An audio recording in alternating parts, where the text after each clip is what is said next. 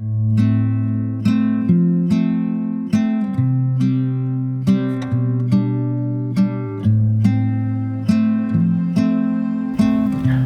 I'm Grant Spickelmeyer, Executive Director of the International Wolf Center, and I want to thank you for joining us tonight for the second annual virtual Howl at the Moon Gala.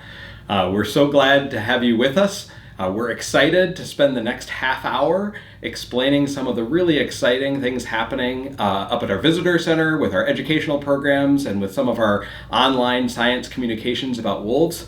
So get ready to enjoy a half hour full of excitement and learning and maybe a few pups. We're really glad you joined us today.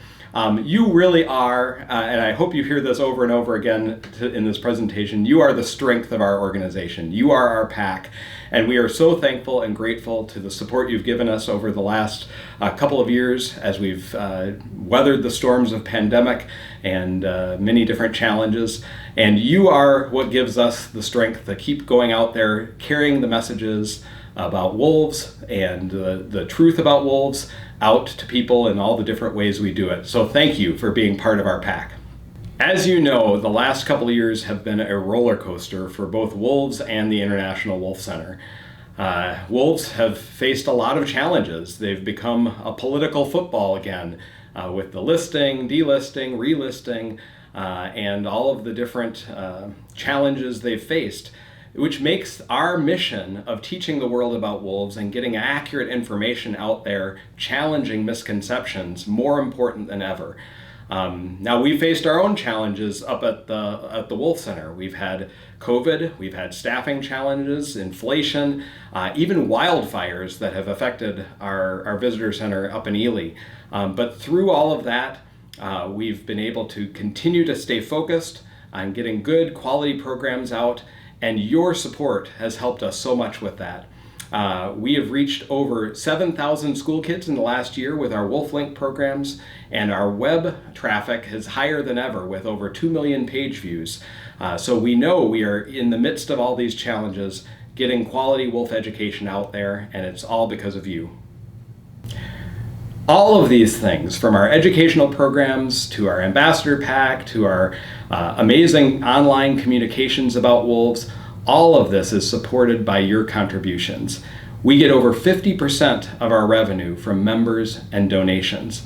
So it's so important, your contributions, and we're going to give you an opportunity to support our work later this evening. But first, I want to introduce the new chair of our board of directors, Judy Hunter, and Judy is going to share a few more exciting things going on at the International Wolf Center. Thank you, Grant. On behalf of the board of directors, I want to thank you for joining us tonight in this most important fundraiser for the International Wolf Center. Because of your support, we have been able to do amazing things already in 2022. Our in-class educational programs are able to now be given to classes all over the world free because of your support. In addition, this year we've added a program to help future wildlife biologists. The L. David Meach Fellowship will provide funds so that young people can learn and teach about wildlife. Grant will now tell us more about the program and who our two recipients are for this year. Thanks, Judy. Yes, we are super excited about this year's Dave Meach Fellowship winners. This is a new program that we started last year based on the idea that we wanted to invest in the future of wolf biology. As you know, we were founded by Dr. L. David Meach, who's one of the world's most preeminent wolf biologists, and we want to make sure that there is quality biology going on well into the future. So what we looked at was the need in undergraduate level research, giving an opportunity for these up-and-coming biologists to get field experience. So we've created two $10,000 fellowships that will support their work over a year, and then they're going to present their work at the International Wolf Symposium in October. And we hope to continue this fellowship into the future. We're super excited about the two winners, which you'll meet a little bit later in the program. But before we get to them, we want you to hear from the founder that the fellowships are named after. So let me introduce our founder, Dr. L. David Meach. It was pretty amazing. I mean, besides being surprised, I was just totally honored. The idea that the Wolf Center would be able to fund some students and do it in my name was just fantastic. And it's still something I think of all the time. That it's a wonderful thing for the center. It's a wonderful thing for the recipients of the awards, and it's a terrific thing for myself. If I had had a scholarship like this or a fellowship, that would have been pretty amazing. It would have added, of course, to the things I was able to do with my studies, and so I can understand how the folks now appreciate it so much. I sure would have appreciated it.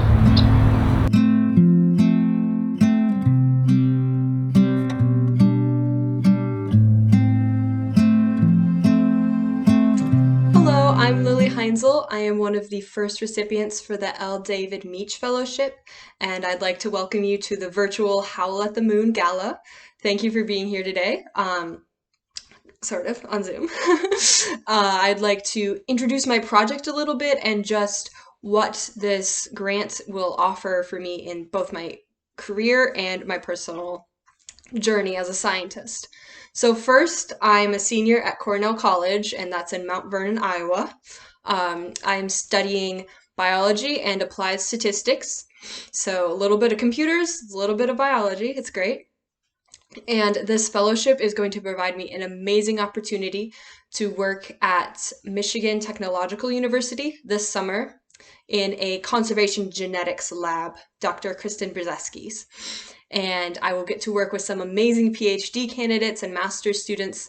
And I'm just really, really excited about both the environment that this grant will allow me to work in and the project. Oh my goodness, the project. Okay, so I am going to be analyzing the genetic structure and gene flow of Great Lakes wolves. So that's all of the wolves in Ontario, Wisconsin, Michigan, and Minnesota.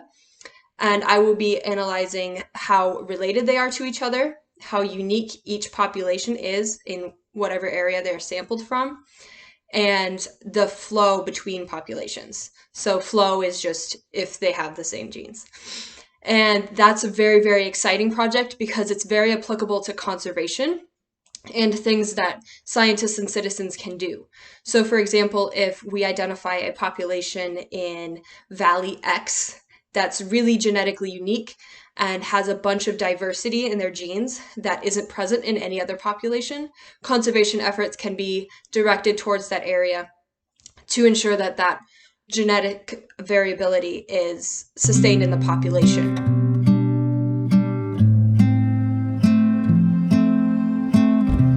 Hi everyone, my name is Cameron Ho, and I am one of this year's recipients of the David Meach Fellowship. A little bit about myself. I grew up in the California Bay Area and recently graduated this past spring from the University of Washington in Seattle with a bachelor's in environmental science and resource management and a minor in statistics. I've worked for the past couple of years on various programs and projects in Yellowstone National Park, including the NPS Bird Program, which seeks to monitor various songbird, raptor, and waterfowl species that are breeding in the park, as well as a study being led by my capstone advisor, John Marzloff, on common ravens, looking at their use of both human and natural resources during various times of the year, including wolf kills, which leads me to the study that I'm doing now with the Yellowstone Wolf Project and the IWC. The primary goal of this research is to assess the changes in the abundance of various scavenging species using wolf kills in Yellowstone since the original study done by Chris Wolmers between 1998 and 2001 showed the many benefits that the wolf reintroduction had for many scavenging species. We're also going to try to show the relative importance that wolves have as providers of carrion to scavengers compared to other large carnivores on our landscape, like mountain lions. I'm incredibly grateful to the IWC for choosing to fund my research. With their help, I was able to get the optics that I need to perform observation of carcasses all throughout the northern range of Yellowstone to count scavenger abundance. The platform that they are providing for young researchers like myself means the world to me, and I really hope that I can live up to it and use it to further our knowledge of gray wolves and the many impacts that they have on their landscapes. Thank you very much, and I hope you enjoy the rest of the gala. Aren't Cameron and Lily amazing people? We are so excited to follow along with their journey as they learn and discover and share with us what they're finding out about wolves. So follow us online and come to the symposium if you want to learn more. And now I want to introduce you to the chair of our development committee and a longtime member of our board of directors, Cindy Carvelli. Hi everyone, and thank you so much, Grant. My name is Cindy Carvelli, and I'm on the board of directors of the International Wolf Center. Hi everybody out there.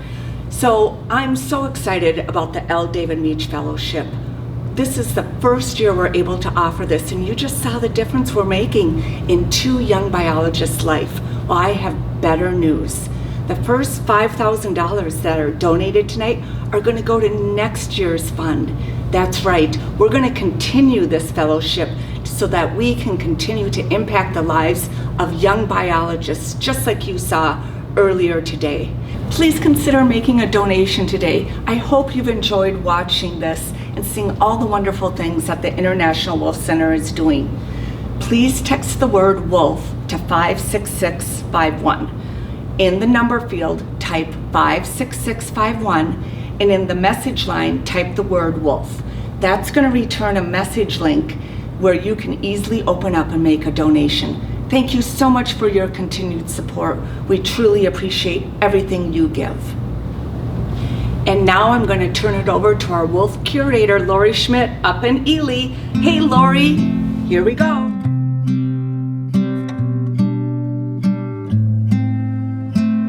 All right, thanks, Cindy, for that introduction. So we always know that people have pups on their mind, and Rika is still a pup.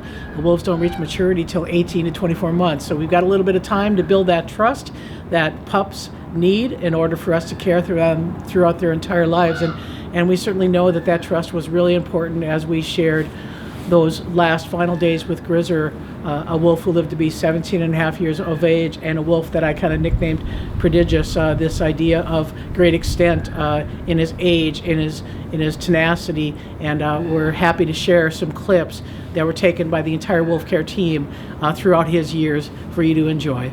I wanted to put together this piece to be able to share our memories of Grizzer. We want to thank all the people who have emailed and told us stories about how Grizzer has impacted their life.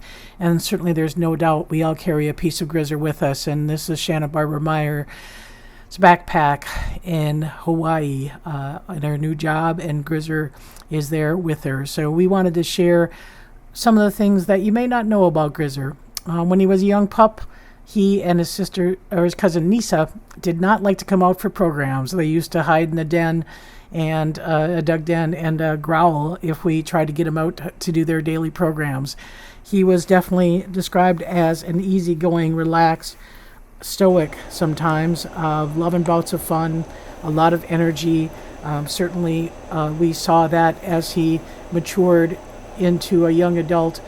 This is Nisa and Grizzer on the rock, and that's Malik. Malik was the second ranking male at the time. As an adult, Grizzer is just a pup here, trying to figure out his way in the pack. And we have many, many memories of Grizzer rolling and falling and just having a good time. That body, that big body of his, just going where it needed to go, and pretty much was going with the flow. So we saw that as a young pup. And then we saw the potential that wolves have as they start to try to figure out their way in the pack. Initially, Grizzer dealt with 2 adult males who are already established in their roles, with Shadow being dominant, Malik being subordinate. He's a young male. He's trying to figure out, where do I fit? That's just a natural communication amongst wolves, and we see that with Shadow and Malik, and a lot of these ritualized dominances are ways to avoid more fighting. And Grizzer had a personality, though. He was nicknamed Grizzbang because he liked to grab on chains and slap on gates and bring everyone's attention to him. He did try to be a little bit more dominant. He didn't do well with Shadow, so he decided to take the second ranking role over Malik. And his intensity was something that was not to be denied. And certainly we also know him as Uncle Buck, this wolf that would roll over and let Aiden and Denali climb on them, but later on in life having some strife with Denali over the opportunity for the top-ranking position. But he didn't hold a grudge. He welcomed Denali into retirement years later, and they were pals as if nothing happened. And we thought retirement would be easy for him. The life of retirement from our 93 litter was relaxing in the den boxes. Grizzer spent one day with a den box and decided to destroy it. So a lot of our world was building concrete dens when Grizzer came into retirement. We also know that Grizzer was the only wolf that tangled with an eagle in retirement. Normally eagles get into the exhibit and they can get out of the enclosure pretty well, but when they land in retirement, tight quarters, hard to get the lift necessary to get out of the enclosure. We ended up taking him down to the Raptor Center, and unfortunately he did not survive his injuries. The interesting thing about that day for me is my grandson was part of that recovery. Rusty Wetzel, myself, and my grandson were there getting the eagle ready to the Raptor Center.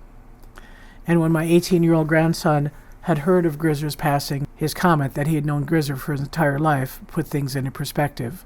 This wolf has touched a lot of lives in his time here at the International Wolf Center, and many an educational moment was shared with him in the background.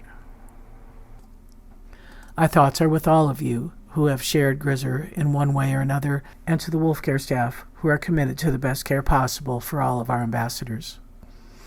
Grizzer's howl was unique, and we certainly will miss it.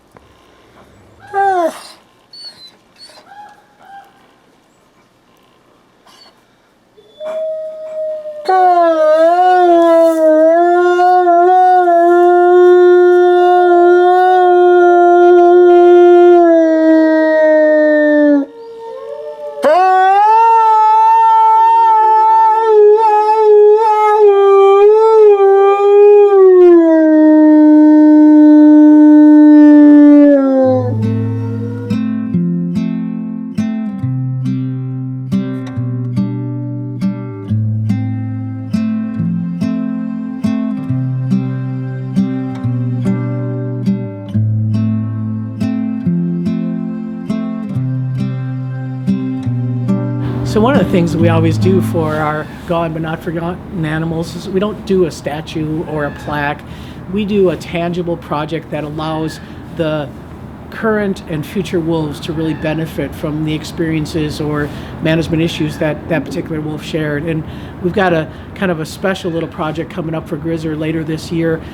We watched snow after snow after snow build up on roofs and slide off of roofs to the point where the East Side den was no longer usable by Grizzer because of the depth of the snow. And so we started this project a couple years ago, kind of ran out of funding and initiative, and we want to finish it, but extending a shed roof line that gets all that snow out of that retired den, making it safe for those retirees to maneuver in the depths of winter. So Grizzer lived over 17 winters, and this last one was a tough one.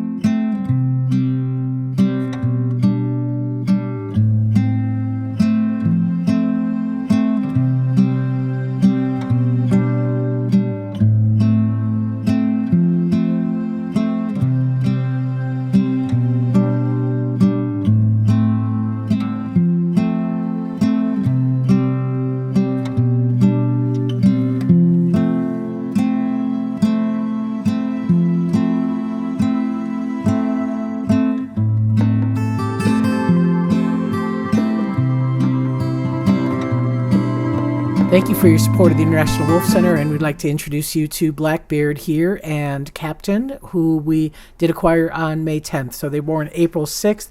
You've been probably watching them in the Wolf Care Center as they've been growing, and we've now advanced 2 additional webcams, one in the pup yard and the other in the pack holding area, as these pups do continue to grow well over 20 pounds at this time. So certainly we are seeing a lot of different behaviors that we didn't see with a singleton with Rika. We are now seeing a lot more jaw sparring. Definitely competition encourages wolves to stalk each other, and we are giving them a lot of stimuli to be able to keep these 2 boys occupied. So they will be joining the pack sometime in early August. Even though they'll be a little bit bigger, we want to make sure we maximize the human component of the socialization. We want to build on trust, and that is really what we're working on right now.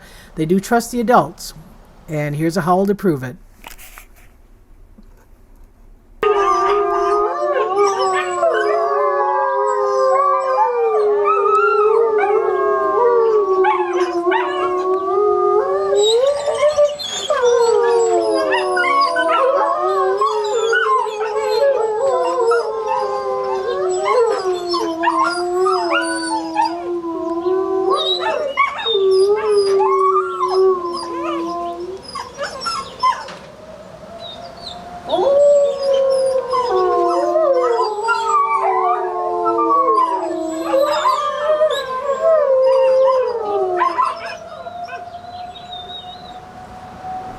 Of course, that was stimulated by our siren, which has been going on quite a bit. So the Wolf Care staff are with them 24 hours a day, 7 days a week, monitoring every action that they have to make sure that we have the most positive interactions and that we maximize the socialization, making every experience positive. And if we can't make it positive, we can help them overcome the anxiety that they might be experiencing. So you'll see deer legs. They are eating a good meat diet, so they're on beef and chicken as their primary diet. They have a very high protein, nutritious kibble that is free available to them, but we are introducing them to the finer parts of life as an exhibit pack member, a future exhibit pack member. They do get deer legs. We just did acquire a moose roadkill, and so we will they are loving moose liver. That is one thing that we've discovered in the last since that moose roadkill came in. So certainly excited about where they are, how they're growing. They have remarkable stamina and are doing programs. We just started to get some warm weather, so I created a little bit of a moose mountain fountain for them to be able to help cool them off on the sand pile. But certainly we do see guard hairs that are starting to form, so you're going to see some coloration differences. Captain always had more of a white kind of cheek, where Blackbeard, nicknamed because of that darker muzzle that you see. So Captain overall a lighter colored pup here. So we are joining, like I said, the adults probably sometime in early August. We likely will also work with Rika to meet them a little bit sooner. Rika, being just a juvenile herself, is likely to have more play associative behavior with the pups, and so that's something that will be a little bit different with this introduction. So thanks for watching, and thanks for supporting the International Wolf Center, and we'll hope you have a howling good time as you learn the names of the pups.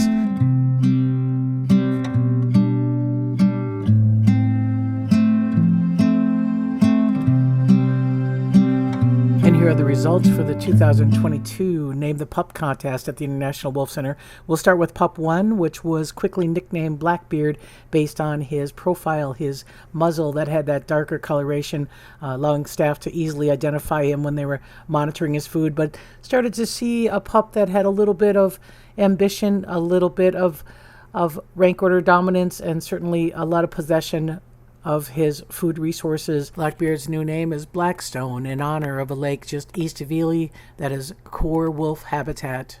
Pup number 2 on the data sheets was nicknamed Captain Kid in partnership with his brother Blackbeard. Staff quickly observed that Captain Kid was more likely to sit back and be a little more watchful, a little more reserved than his brother Blackbeard, whether it be jaw sparring or whether it be competing for bones in the Wolf Mountain Pup Yard. The name Kaz was selected, with staff research showing a Celtic name for a watchful one or descended from the vigilant. And we certainly see that as Kaz's personality, and Wolf Care staff are working 24 hours a day to gain the trust of these two individuals. So thank you for supporting Blackstone and Kaz. Hey, thanks, Lori, for sharing those that great footage of our pups. It's going to be so exciting to watch them grow and develop.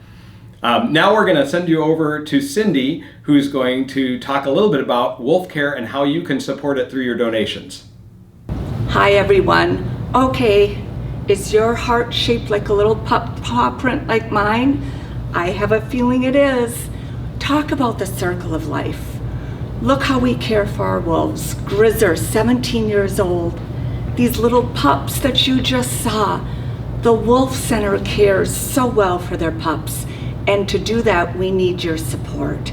We care for our wolves on a daily basis. We watch their behavior, and we're going to make sure that they grow up strong and healthy so that we can continue to learn about wolves and share that information to people around the world. Please consider donating today so that we can continue to raise wolves to 17 years old and to bring little pups like you just saw to you. We're very excited about this. Thank you so much for watching, and please consider making a donation.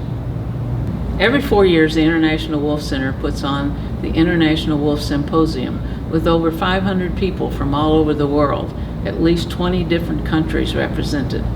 There are wolf biologists and wildlife biologists and wolf enthusiasts who attend the symposium. This year in October of 2022, we will have another symposium. It is packed for 3 days with lots of learning about the science of wolves and other activities too. We have a bus trip going to Ely, our interpretive center.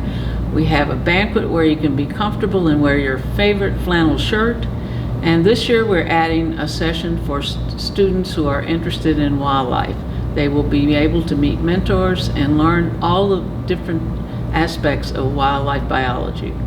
Thank you, Judy. I'd love to tell you a little bit more about what's going on up at the Visitor Center. As I said earlier, we had over 40,000 people visit us last year, and we're expecting another record-breaking year this year with all the travel going on in Minnesota. So we've made some improvements to the amenities at the Visitor Center and some of the exhibits. One of the biggest ones that we're going to be working on is a new muskox wolf exhibit. We've had a muskox mount for quite a while up at the Visitor Center, but we haven't really told the story about how wolves and muskox interrelate. As you may remember, Dr. Meach, our founder, did a lot of his research on Ellesmere Island, where muskox and wolf live side by side. And we want to tell a little bit of the story of the wolves that live in that really extreme environment.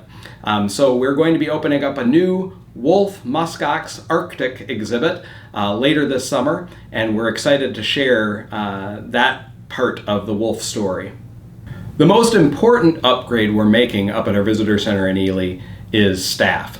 Our Visitor Center is run by a very small and dedicated team that work extremely hard to take care of our wolves, to educate our visitors, and to provide a great guest experience for folks who come visit us there.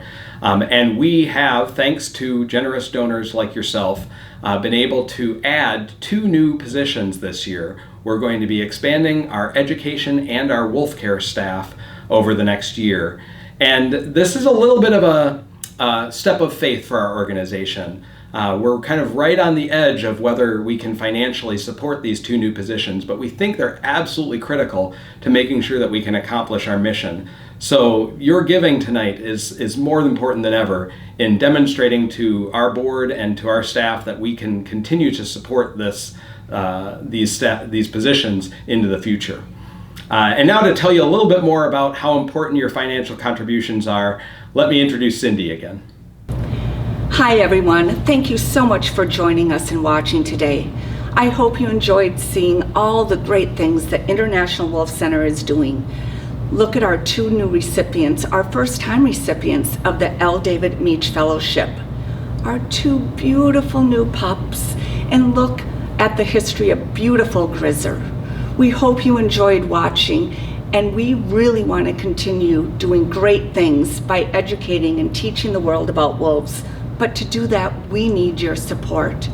Please consider making a donation. And when I say we, you're involved with the International Wolf Center too, and you make a difference. We couldn't do it without you.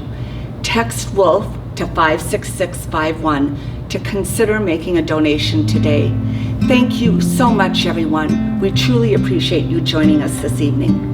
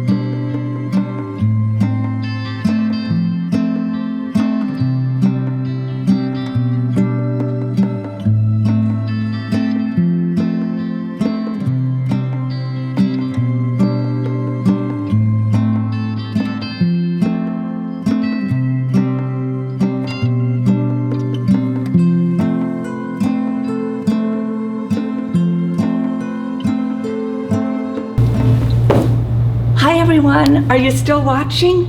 Have you donated yet? Please text WOLF to 56651. We truly appreciate your help and support. Have a great evening and a good night.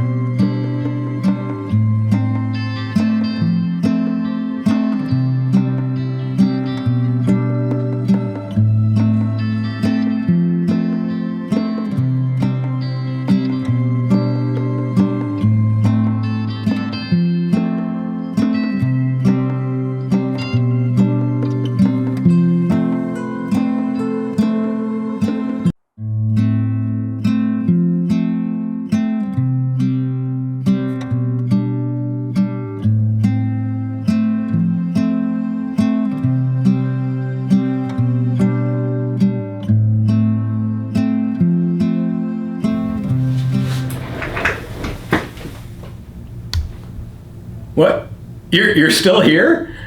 Oh, wow. Well, we're excited that you're hanging out, but hey, as long as you're here, you might as well make a donation, right? Follow the instructions on the bottom of the screen or click the button to donate.